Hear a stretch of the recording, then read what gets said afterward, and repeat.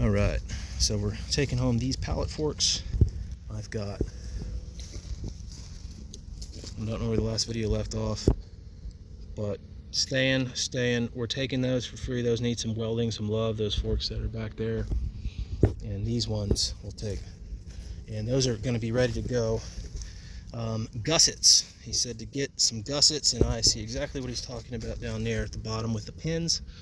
If you get a serious load on there, a couple thousand pounds, you know, stretch those holes out, and you ain't gonna have circles anymore. You're gonna have ovals and sloppy forks bouncing around. So it needs probably 1/2 inch or at least 1/4 inch gussets just on the outside where those pins go.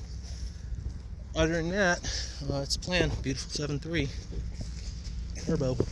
Alright, gotta unload the machine, start moving some stuff around, push that truck back, grab all the attachments, load up, and then get Jim a bill of sale. Actually, no. Write up a list of well, we'll talk money.